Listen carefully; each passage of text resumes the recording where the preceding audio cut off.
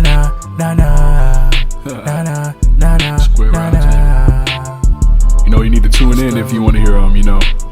So we Chad, Josh, Dmitri, and Marcus every Friday. You know. It's the Square Round Table. Tune in. It's the Square Round Table podcast. Tune in every Friday. Let's have a blast. I know at work you had a long day. Just relax and tune in. Make sure you tune in weekly, every Friday.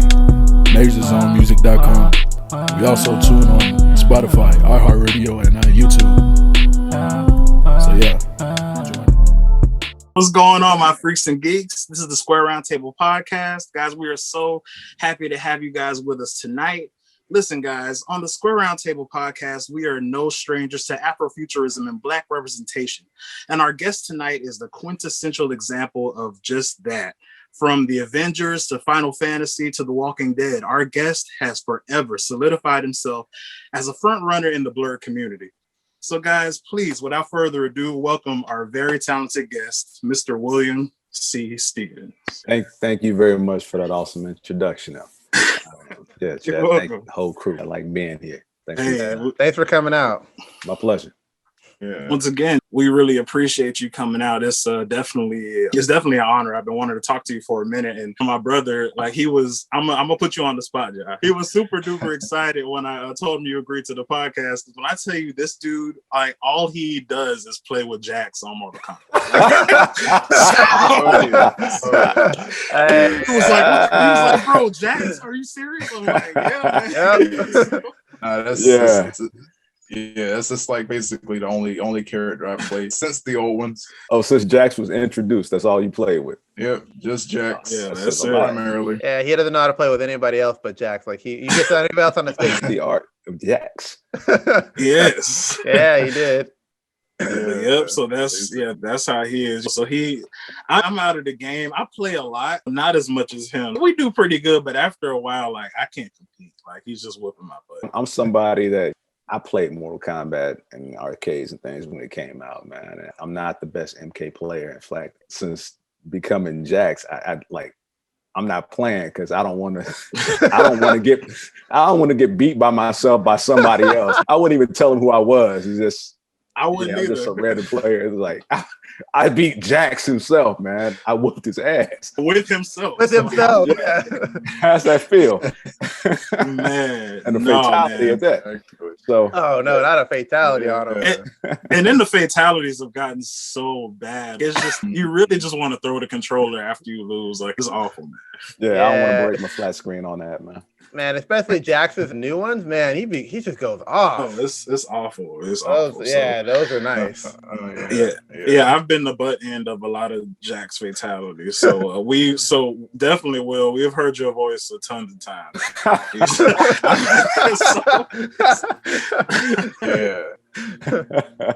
But yeah, man, just a little bit, because I like to do just to check on everybody to see how everybody's doing before we get started. Like how's everything, man? The last year has been ridiculous. I know you've done screen as well as voice acting. How has that been for you since this whole thing started? I would definitely say it's been an adjustment. At times it was challenging. I was blessed to do a lot of VO work in 2020, just from my apartment, doing as much as I possibly could. I have some friends who have more elaborate setups. I got it done with my iPad, my laptop, and a pretty decent microphone. So I did some stuff, MC Plus, and a documentary called Going to Pot. I think it's called Going to Pot. It's on Paramount Plus, and a few other things in between. And when we got later into the year, after some things, they began to relax some restrictions. I was able to get into the studio to do some work. Worked on a 2D game that's still in production right now called Voodoo Detective.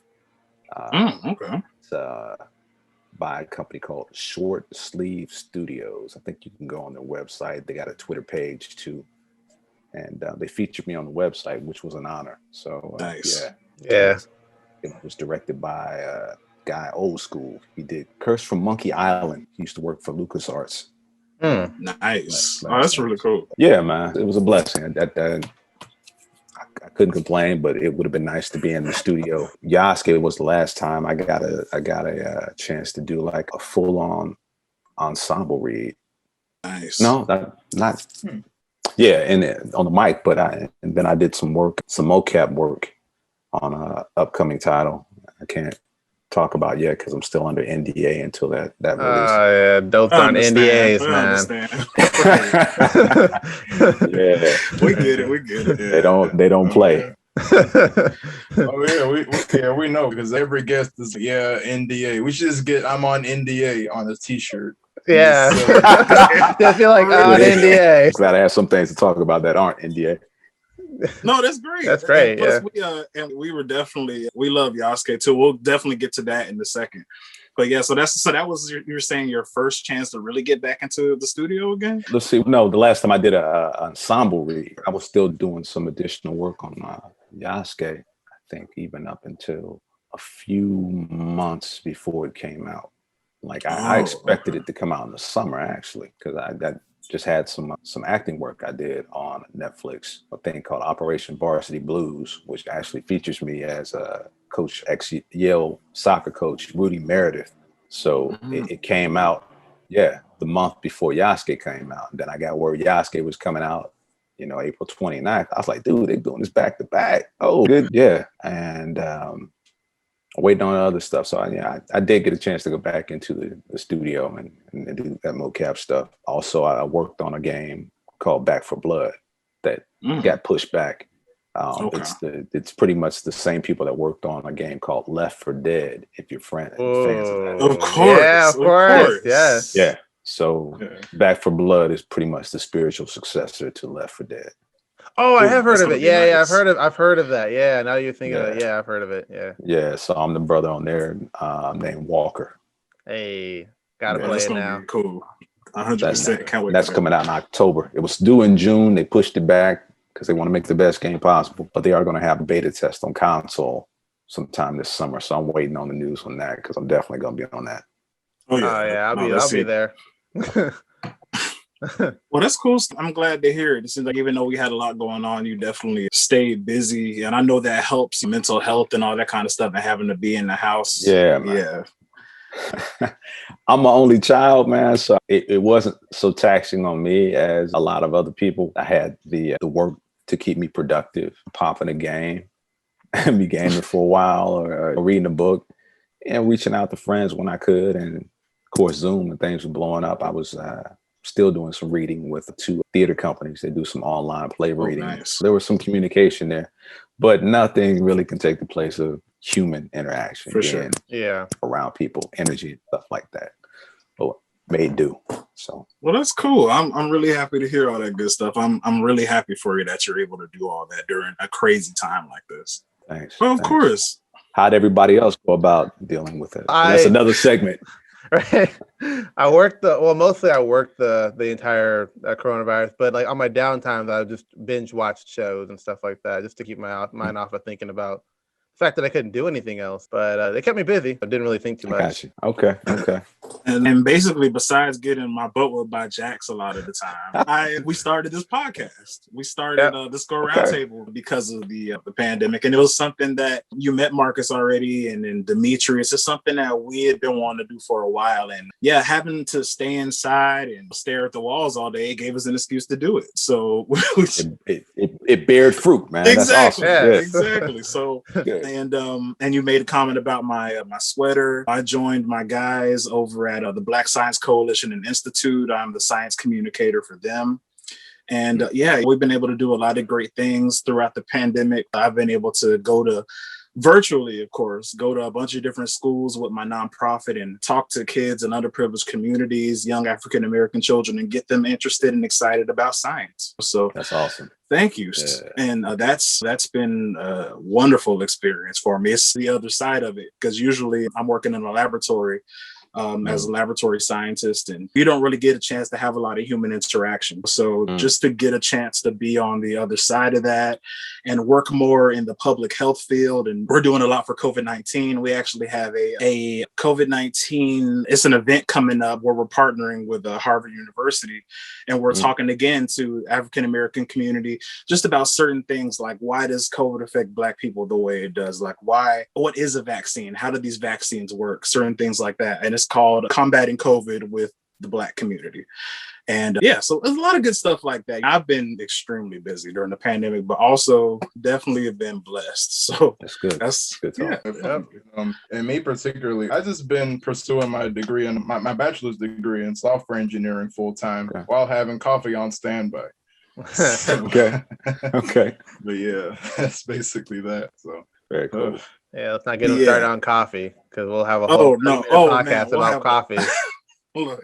Yes, the last two podcasts have been like heavily about coffee because I'll tell you, like Joshua, like he's being really nice right now, but the work that he does like in school, like his computer science work is ridiculous. Like he's in physics right now and he's setting up lab experiments all over the living room. Like it's ridiculous. Like this, just to see the stuff he's doing and to see how long, like I had to stay up with him one night doing some work. It's crazy. Like my hat goes off to him, but he's doing a lot of important work. So he's being really kind, but he's doing a lot.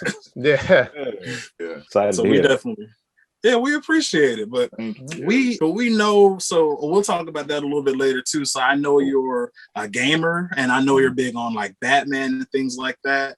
And I just wanted to know in general, how do you feel about just Black representation now in pop culture versus how it was when you were coming up? Man, for me, I think back my childhood growing up, man, and just there wasn't a lot as far as I'm trying to think of TV shows and things like that until Lando Calrissian.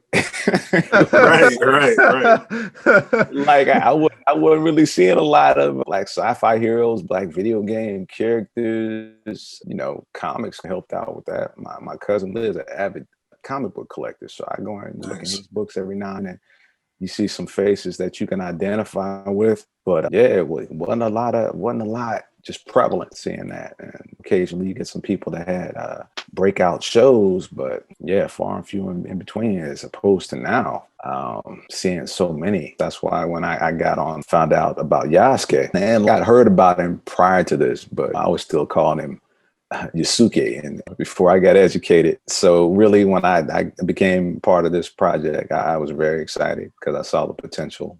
And when I started thinking about myself as a young Black kid growing up and loving Saturday morning cartoons, I was like, man, this was a cartoon. Granted, there's some adult matter in there as far as some of the violence, but I watched a lot of stuff young growing up cartoon wise, and I would have been excited getting a chance to see this and finding out we were represented in Japan and all the martial arts stuff that I grew up liking and samurais and stuff. Like, yo, we were there, man. Mom and Dad, I want to go to Japan. And it's just mind blowing, So very excited about that. So now it's a whole different time, just like Final Fantasy when I was working at a game store when that came out. And I remember when the game itself came out, I got excited, like, it's a brother in there. He's Black. I was like, great. He was riffed off of Mr. T and B.A. Baracus, but I was still excited. I was like, yo, finally, I want to play with this guy. Yeah, man. So that's what it was like. And I just looked at it. I was looking at the new Samurai Warriors that's coming out video game wise. I think it's Samurai Warriors 5. I think because of Yasuke's popularity, he's actually in the game. Oh, wow. That's Yasuke character in the game. See? I was like, see, y'all gonna make me buy it just for that. For the culture, you have to. Like, I'm on the Yasuke train, like 100%. It was just really big for me because I think Joshua told me about the Yasuke in general, because there have been a lot of talks about for years for them doing something in the vein of either a live action or some kind of movie or television show about Yasuke. And that was on the heels of me being a big fan of Samuel Jackson and Black Samurai. Afro Samurai. Yeah, exactly. So it's just really cool. I'm really happy about it. And I can't wait to see. I hope there's a season 2 of Yasuke. Like, yeah, stay tuned for that. The writer Nick Jones Jr. has expressed that he definitely would like to do some additional stuff, like either a sequel, maybe with Sake, but he also mentioned doing maybe even a prequel with the mercenaries, the bounty hunters. Oh, okay. oh, wow. Achoja and Huto and Ishikawa and Nikita. So we'll see. We might get a chance to see how those characters came together and go a little bit more in depth. But yeah, it all depends on Netflix and what direction they want to go with it. That's cool. So in general, like, how was it working on that series? Like, how were you able to like get that role? Man, audition for it. I remember when the size of things came out for it, and I was like, "Oh, this looks cool." And okay, I'll get to that story a little bit later because that's just bringing it full circle. That's me going into full out. Okay, gotcha. But yeah, it came down to an audition, and I didn't see. Well, Yasuke was already cast, of course, because Lakeith was on board. Right. But all the other characters came through. And when I saw Achoja, I was like, "Oh, brother, another black character." Yep. I talked to a friend of mine who owns a boxing gym, and he's from Achoja's neck of the woods. I was like, "Yo, can we just talk?" I said, "Let me hear a little bit. Would you mind reading this bit of dialogue? I just want to hear inflections." And he read it, and I was like, "Okay. Yeah, I'm gonna kind of put it in that vein." Cool. When I went and auditioned, that's the flavor I laid down, and behold, they liked it. And I was like, "Yo, all right, man." That's what it's all about. Yeah, and the first time we read all those episodes together, we read as a cast of 4 mercenaries. So we were all together when we recorded that. So we had a nice camaraderie going and got the chance to play off one another. And it was a ball. And LaShawn came by and he was showing some early sketches. I was like, oh, every time I went to the studio, I was just geeked. I was literally just excited. And, it was like playtime. And the reason I was so excited about Yasuke was back in '95, that was when I first discovered Ninja Scroll. And I knew about anime before then, but Ninja Scroll just put it on a whole new level for me. I was in New York auditioning for some summer stock, and there was always a little shop I would go to because they had little import games and things back when you could mod your system or get the import stuff. And I was walking by the shop, and they had TV in the window, and they'd always show new games on there. But this time they were showing the trailer to Ninja Scroll. And I remember just stopping in my tracks. And I think I was probably standing out there for the good 2 minutes with my mouth open, catching flies. And then, I went in. I said, "Yo, man, what is this?" And because it was bootleg, it was just coming to the United States. They called it Win Ninja Chronicles. I was like, "Yo, man, I got to have it." I was fiending for this thing. He was like, "We're sold out right now. Can I buy the display?" He was like, "Nah, man, we need to show that." He's like, "You come back tomorrow." I was like, "Oh, okay." I came back tomorrow as soon as they opened, picked that up. Swoop over to my boy's place I was staying with. It's like, "Yo, stop what y'all doing. Y'all got to watch this." And none of those guys were even anime fans. But after they saw that, they were. So long story short, man, Yasuke, me getting that was like my Ninja Scroll moment, which is why I was excited. And then to come to find out, the guy who did the character designs for Ninja Scroll did the character designs for this. Hey. Oh, wow. I was like, yeah, he used to work for the company Madhouse, and now he's working for Mappa. Takashi, man, I'm gonna jack his name up, so I'm not gonna say it. Just that's part of everybody's homework. I don't even want to disrespect it like that. So, yeah. That's really cool. I mean, I'm super glad that the series meant that much to you because it really came out in the finished product. I just love everything that was going on, and especially just how much care they really took of the Yasuke character, because even the Japanese voice actor for Yasuke is black. So I'm just like, it's really cool all the way around. So, and like when I looked up the character for Achoja, like I had no idea because I already knew who you were before then, but I was like, oh wow, like Achoja too. I'm like, oh yeah, let me go ahead and hit up. Like I gotta have him on the podcast. It's full circle for me too, man. So I'm super glad we could have you. Like, just be able to geek out over this stuff. It was really cool. Yeah, I have to say something about Flylo's score because I immediately downloaded it. That was really good. I can't. For me, you can't separate the score from the actual project because it's just it's like a pulse there. And as I say, it's just like if you took John Williams out of Star Wars. Yeah, exactly. Like you lose something precious. Soundtrack is bumping.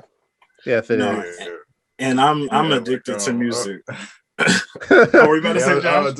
I was just about to say, yeah. Chad just actually got the CD, and he's currently looking for the vinyl. Oh, I bought the vinyl. Like I bought. You got it on pre-order? Oh yeah, you know it. I got it The immediately. red Man. The vinyl? red vinyl. Yeah. Look, William, I didn't get through the third episode before I was like, I wonder if there is a vinyl. And I bought it immediately. So yes, it is on pre-order. So we didn't play no games. But once again, we think you did a wonderful job, and we can't wait to see what else you do on this. Thank you for that. My pleasure. Yeah, Thank you. Sure. It just feels really good to have international representation for like Black people. It just feels really good. It does. It's just invigorating. I like it. Put us on a world stage, and we've had it before because of social media and everything. Right now, the view is expanded.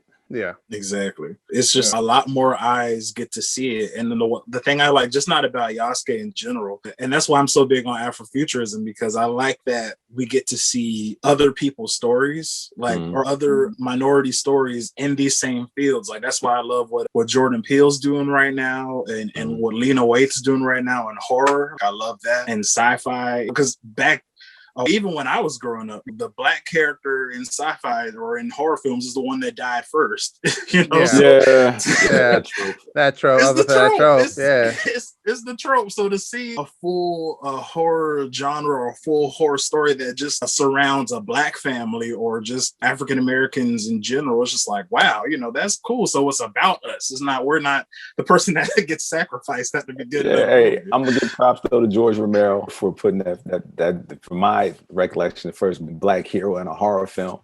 Unfortunately, I don't want to say spoiler if you haven't seen Night of the Living Dead. The way I want to say more things. The way they did that, my brother. Like I'm just gonna leave it alone. No spoilers. Yeah, no spoilers. He was running the show, man. Yeah, he was running the show. That ending, I have a problem with that ending. Let's just say it like that. I'll just leave it alone. Okay, that was America. Yeah, right. It still kind of is. But yeah.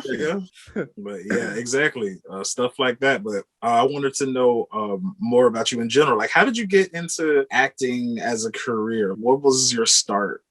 Only child. It start imagination, and hey, you by yourself, you make characters on your own, you entertain yourself. I wish I had some of those old cassette tapes that I used to make with my parents' JVC boombox. I just go home. I just go to town, be down there for hours, just doing sketch stuff, man, and my own stuff. And then a lot of those were like kung fu tapes I used to do, man. Yeah, it started there, and then gradually trying out for plays in school. Finally getting into my first play in high school. And so it was something that kind of helped me break out of my shell, being an introvert and stuff like that. So for me, that part of actively getting a chance to use my imagination and having a love for theater, getting on there and expressing myself and creating something, yeah. And I just stayed with it. And I got to graduate. And it's what did I really enjoy doing that I was good at? Because I'll just say my grades were not so great through high school. Like my last year, I want to make the dean's list. I applied myself and actually made, and just awesome. See, you could have did it. But anyway, yeah, it was one of those things that stuck with me, man. And went to New York, studied conservatory, and came back and went to O State and went to the Art Institute of Pittsburgh, made a transition. Nice. It was in Pittsburgh when I got my first film, Uninvited Guest. Just paying my dues, man. And finally got my union card, my SAD card, and I was like, you know, I'm from Ohio. I couldn't do a whole lot then. So I was like, I got to make that move. And came here to Los Angeles in 2001. I was here for a while, and I got my first voiceover agent in 2010. And got my first big project in like 2011. Yeah, so paying dues without going through much detail. It was a bittersweet beginning. My first big project was the first thing I got released off of, got fired. Oh, wow. Yeah, man. It was through no fault of mine, but I'll say one major studio got bought out by another studio. And all those people that validated me had one boss, and that boss wanted to go a different direction. Yeah. And released me from the project. I was just like, it was devastating. It was one of those trial by fire moments. Just, man, I'll say it for anybody. I wanted to quit. I I wanted to quit because it was like, man, that was it. I was like, I'm doing this. I went through all this, and I did 9 episodes out of 20 something. I was playing a very significant character, and just to unceremoniously just get dumped. It was making me evaluate myself and how bad I really wanted to do this. I got my head together. I was like, nah, you weren't doing this for the pay and all this stuff. You're doing it because you love it, man. Can't let somebody else take that from you. Persevere. Because had I quit, I would have never gotten these other opportunities. Yeah. No, I'm glad you didn't quit and you kept pursuing, because like we got it. So like it's all worked out. And Jack, I've never been able to do that, you know. I feel honored to take on those roles and whatever else is coming my way. So it's part of the journey. No, that's what's up. Like my mom always says, you never quit before the blessing. And I was also, I'm gonna add to that. Like mom and dad always say, Chad, they say pressure makes a diamond. Yeah. Yeah. You gotta, for me, it's all about keeping the faith at that point. That's all you can do. Yeah. Got to, man. Understandably. And you said during that time you got your voiceover agent. What made that switch, like from like screen acting to going into voice acting? For me, it was like another feather in my hat. I was like, I wanted to do that as well. So it was like I did stage, went from stage, getting into television, gradually getting into film. And then it's always been a part of me that's wanted to do animation. I think for me, when I was going to conservatory school, the Batman animated series came out. And I was really just like, oh, this is great. And they had some really strong acting on there. It took it to another level for me. And I was like, man, someday I'm gonna get a chance to do that. I gotta get into voice acting. So that was just me wanting to took classes and workshops and got some rough cut of my material. And particular casting director, I took a workshop and she talked about 2 agencies. One was big and one was a smaller boutique agency. And I was like, I probably got a better chance at this boutique agency. Let me just go over there and see what I can do and talk to the woman over there. And little did I know she was friends with that casting director. So by me taking that workshop, I think she was a little bit more open. So this guy is serious. If he went to her workshop and I know her, I'm give him a shot. And sent some materials over, and I asked her, like, hey, if you don't happen to have anybody in my category, would you feel comfortable with? I think the lingo was hip pocketing me, try me out. And 2 weeks later, she gave me a call. And then it was like, boom, it was in the door at that point. So I went in, I said, grace of God. I went through the back door. I didn't really have a professionally produced demo or anything like that. I just had what I had. And, but I was out there networking and taking the classes and acquiring the skills and things to keep getting better. But yeah, God sent me some angels. These people saw fit to give me an opportunity. So here I am. That's awesome. Once again, those are those blessings, man. That's really cool. Yeah, indeed. Exactly. Yeah. But you said something about conservatory school. What I went to an acting conservatory. I went to a school called AMDA, American Musical and Dramatic Arts Academy in New York. So that was me coming out of high school, then going into the military, and then coming out the military. It's what I really want to do. I want to go act. Yeah. So let's do it. And so I went to acting conservatory school. They're actually musical theater too. Wow. But I was more into just the straight up studio acting side. How tough was the curriculum? Was it a pretty tough school? I think certain things were more challenging because we did have to do a musical theater class. We had to do, dance class and things like that, and learning more traditional things like the pavan. I do remember that in our classical dance class where we had to do that. It was very, it wasn't hip hop. Gotcha. But you never know what you're going to draw upon in your experience as an actor. So I'll take none of it for granted. I loved stage combat class and doing all that. I'm sure that sounds like fun. Mm-hmm. Yeah, it does. Learning Shakespeare and the text. And so I grew to appreciate a lot of things that I wasn't exposed to earlier. And it was definitely worth it. It's part of the education. So what experience do you think you drew from the most from your time at school? Was there anything in particular that stuck out to you that helped you with voice acting in particular? Really, I think because they didn't really teach voice acting in school, but it's still acting, committing to the character. But I think what I draw most upon when I do voice acting is that little kid who used to be downstairs in his parents' basement all the time. Just let it go, man, and have fun. Don't be afraid. Don't be afraid to try some new stuff. It's just that only child enthusiasm is still there.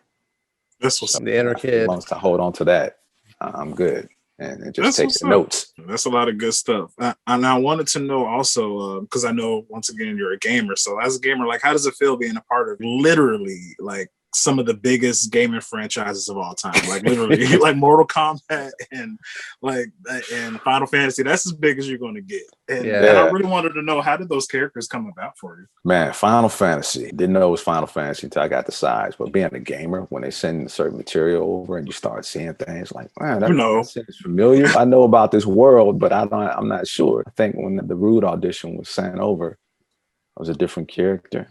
Maybe, but yeah, I think even then, I'll just be honest, I probably wouldn't put 2 and 2 together because Rude was such a smaller character in the original Final Fantasy.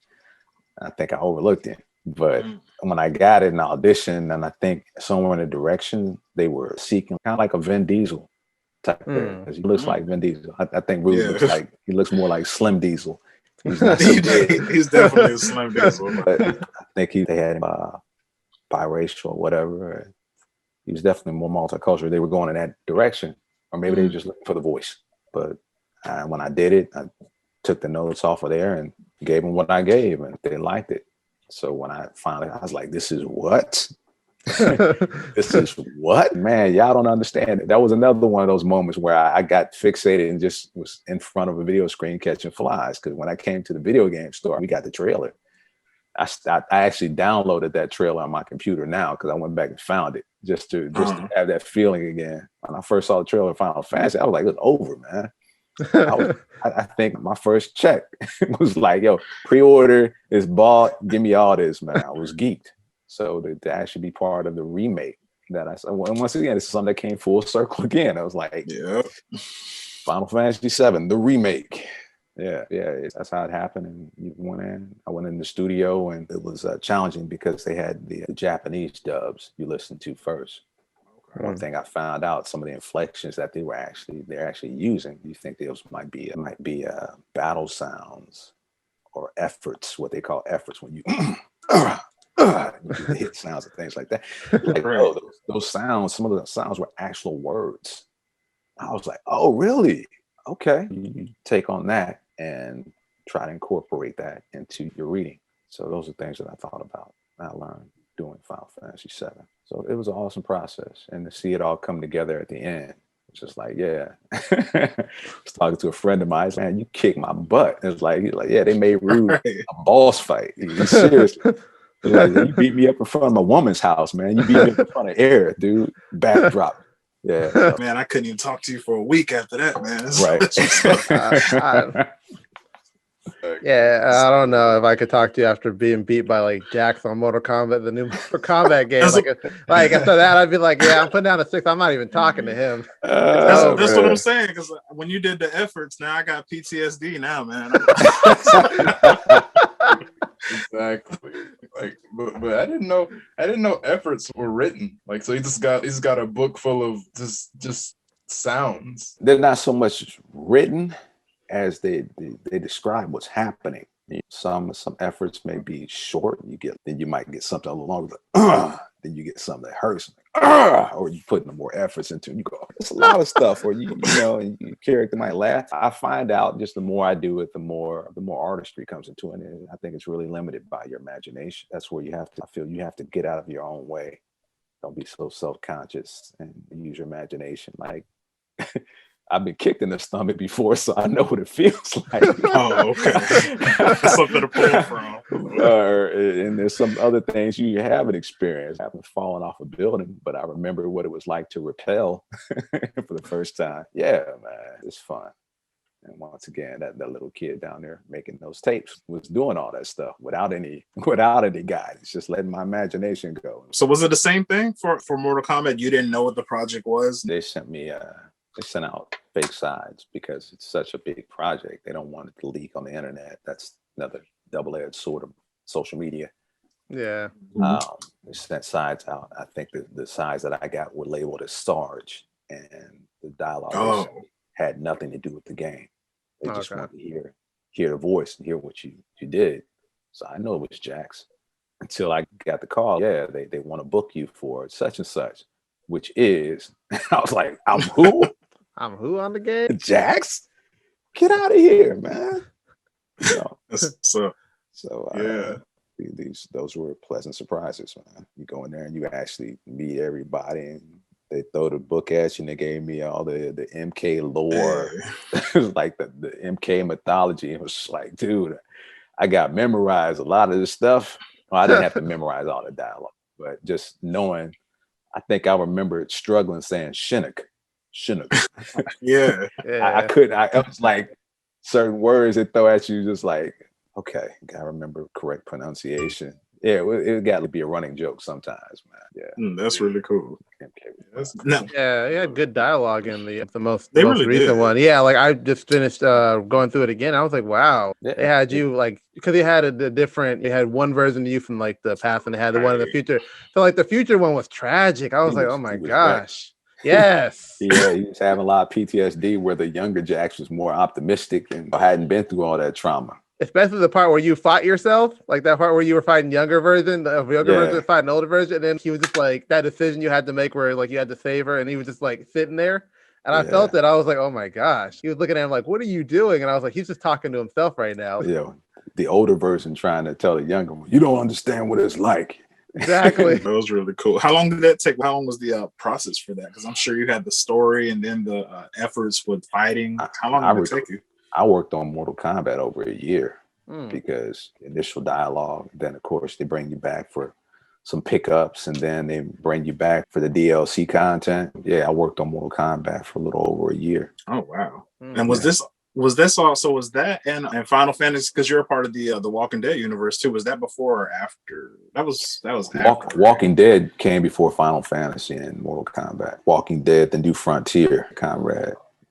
Yeah, that was fun. Yeah, I found out, Conrad, they kept him alive due to audience response. Been killed off earlier, but they kept getting positive feedback, so they kept writing more stuff for him. So he was able to make it. You have some of those more alternative endings. I was like, wow, that's very cool, man. I'm glad they share love for Conrad, because you could have ended up hating him. Yeah, we got to end Conrad immediately. It's just, I don't know. Yeah, he's not gonna make it to the next one. We just gonna get him. He got to have him looking like a brother from The Wire. He looked like Omar for a second.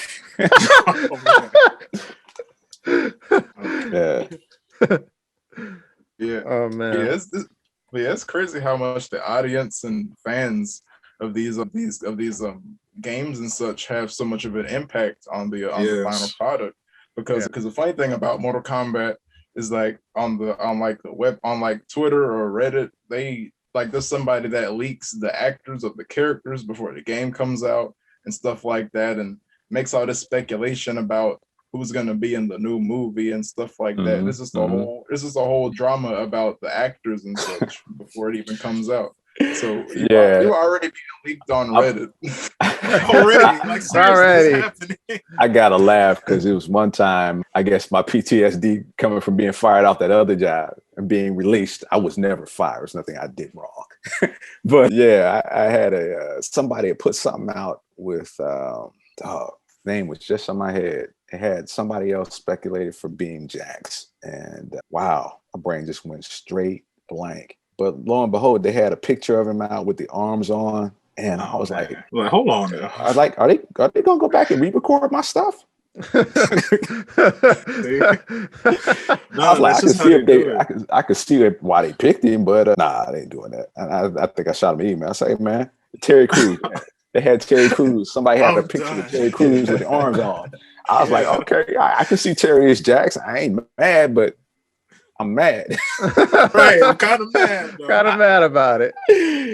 Yeah, so I found out it's not true. It's like, nah, man, you're still Jax. It's like, okay, it's cool. You know. Right. Well, yeah. See, I mean, and that's just how it is. When I tell you that Joshua, I thought it was gonna happen, but this man called it back before they released. I think it was Combat Pack 2, and we were just looking at the trends of the game. We were like, okay, so they seem to have an old action star thing going on because they got Arnold, and then you got RoboCop. And then Josh was like, "Hey," Salone. and that's what we. But before they dropped it, Joshua was like, "Bro, they are gonna put Rambo in the game." I was like, "I don't know. I don't put some money on it." When I saw that trailer, I was like, "Joshua, bro, you were right. What in the world? It makes you need to play the lottery." It makes so much sense based on the other ones. I was like, yeah, it made sense. When I saw it, I wasn't surprised. I was like, okay. So, because they had the last game, they had like all the horror, like big horror names. So like it made sense that they would do that. Yeah, Leatherface and all them. But nah, he straight up called, and that's what a lot of people do. They just sit around and just maybe it's going to be this person or that. I remember when the game first came out, I think it was a lot of speculation. Like back before any of the trailers came out, they thought that for some odd reason, Kevin Conroy was going to be Scorpion. A lot of people were talking about that. So people just throw names out there and they're just like, hey, man, see what he did for Batman. Yeah. That's what I was thinking. Scorpion. Yeah. I was like, maybe that. I love his work. I'm saying, yeah, but that just happens. People just throw stuff out there all the time. People like to speculate. They have like whole like YouTube channels to speculation videos of like characters that come out. They're like, oh, because of this thing, this character's gonna come out. I'm like, and then sometimes they're right and sometimes they're wrong. It's like, okay. But I'm sorry that you almost passed out when you saw Terry Crews. Like I'm sorry. It wasn't passed out. I was like, I mean, because whoever did the Photoshop, they had the artist. I was like, yo, that looks good, man. Yeah, if they did it, I'm not mad, but I need to send somebody an email. That's what I would have. That's what I'm saying. I would have passed out. I was like, oh. Man. It's like I had to immediately send an email. Hey, I just wanted to find out if Terry Crews replacing me. We're good. We're still good, right? Yeah, I think I even got a chuckle back in that email. It's like, no, man, you're still Jax. No, he's speculating for the live action version. Don't worry, Terry Crews is speculating for live action. I'm surprised, but hey, McCad still pulled it off, man. No, yeah, definitely. 100%. We're glad, man. They definitely got the right guy for the job. Because I'll be honest, this has definitely been my favorite iteration of Jax. So great job. Thank you very much. You're definitely welcome. One of the last things I wanted to know, like, what is your you're a gamer, so what's your weapon of choice, man? What are you playing? Ooh, man. Old school, new school. It don't have to be like the newest thing. Old school, new school. Or better, what are your favorites? Yeah. What are my favorite games? Right now, I still enjoy a lot of strategy RPG stuff. Okay. Like playing chess. I love RPGs. Nice. That is something that I do enjoy playing because that's another thing that goes into my acting roots. Is Dungeons and Dragons.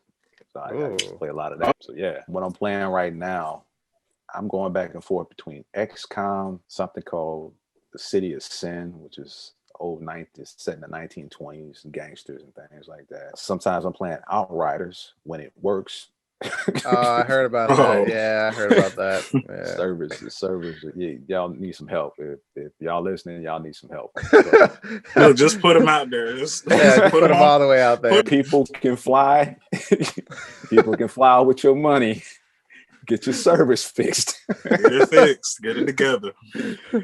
And what else? Fans of The Division. I'm trying to think like old school games that I still play. There's some old school games that I wish I'm looking. Hopefully, they'll bring it out on a new platform. Front Mission. That's an old RPG that was set with mechs. Got real big on Super Nintendo. Front Mission. Yeah, I'm somebody that likes to, if you give me opportunity in a game to design my characters, customize, because once again, you get a chance to see characters that look like yourself. I'm a fan of an older game called Dragon Age. Dragon Age. When that first one came out, because you can be whoever you wanted to at that point, but yeah, you can really design your characters and things like that. So I was like, so that's what I need in an RPG. That's what I need in almost every game. Character customization. You find a representation of yourself or you make the character you want to make. And I'm that much more invested in it, which is why I'm glad MK11, you could put different skins on the characters, customize it, make it look like the way you wanted it to. Yeah. Anytime I got to do that. Any game that I can do that in, I'm much more invested in it. Definitely. I agree. And that's why we need you to hop on the sticks and play some Mortal Kombat. Yeah. Why not? Hop on the sticks. If I do, you never know it's me. Never know. Just put the gamer chat. Put the gamer tag in the chat. Yeah, put the gamer tag in the chat. Hey, if I do that, you still won't. I'm not playing MK, man. I'm not. Come I'm not on. doing it. Okay, we'll let you be Jax. We'll let you be your person. We'll let you be Jax, so you can't lose to yourself. So we'll let you. Fatality skills are basically none. I don't even know if I could get the screen to go dark. Trust me, I feel it. Look, I'm right there. Look, man, I'm right there in your shoes, but you know that still doesn't put me out of the game because I'm sure as soon as we get off, Josh was gonna be trying to play some Mortal Kombat. Oh yeah, and he's gonna pick Jax. So I'm gonna hear your voice again. You know, so everybody picks Jax. The servers are just full of Jax. Nobody picks anybody else. This is Jax everywhere. Everybody just gets Jax. He's so good on the game. He's really good on the game. I love playing this chapter because he was just really easy to get used to. Like, man. If y'all find me, that's it. Keep that, okay. to yourself. Oh, he put it in the in the chat. He put it in the chat, in the Zoom chat. So we got it all now. Right. Look, appreciate that. Sorry to all of our fans and listeners out there. That is for us. We'll be keeping that to ourselves. So thank you so much. We appreciate it. Anything but Mortal Kombat. We got you. No problem. I'm not going to honor that request. I got you. I got you. But yes, William, it has been a blast talking to you tonight. Thank you. Same here. Much appreciated, Chad, Dmitri, Joshua. Yeah, it's once again, like I said, it's definitely been an honor. But to talk to somebody that's really killing it right now, representing for all the blurs out there in the African American community, it's just great, man. We really appreciate it, and we're excited to see where this is going to go. Like we're in a renaissance period right now, where everything is just, especially in media and film, they're paying a lot more attention to minorities and telling different types of stories. We're really excited about that. You realize the audience is there now, so the money is there. Yeah, we're in a place now. It's like, hey, you got your stories and things together. Now it's the time to push. Mm-hmm. Exactly. We completely agree. So yeah, man, before we let you go, we want to ask you, what do you have going on right now? Let our audience know where they can find you, all of that good stuff. You can find me right now on IG under Will See Me. That's WIL, the letter C, as in Christopher. It's my middle name. Me, M-E. So Will See Me at IG. That's where you can find me. And I'm currently working on a new website. So that is offline. And I say stay tuned from there. As far as what's coming up, it's the stuff that's NDA. The only thing I can talk about right now is Back for Blood, because they already announced who's in that, and it got pushed back from June to October. Yeah, that's what's going on right now. And I told you about Voodoo Detective, right? That's still you did. Cool. Definitely all that good stuff, guys. And if you are big Mortal Kombat fans out there, go whip some butt as Jax. You know what I'm saying? Please, guys, go check out Yasuke. Go check out William as Achoja, and Yasuke is so amazing. One of my favorite animes out right now, guys. But yes, guys, we will put all of that information in the description below. But yes, guys, we are the Square Roundtable Podcast, and I would just like everybody, including our amazing guests for this evening, to introduce themselves before we head out. And I'm your host, Chad Singleton. Dmitri. Josh Singleton. William Christopher Stevens. And we are the Square Roundtable. Peace, guys. We out.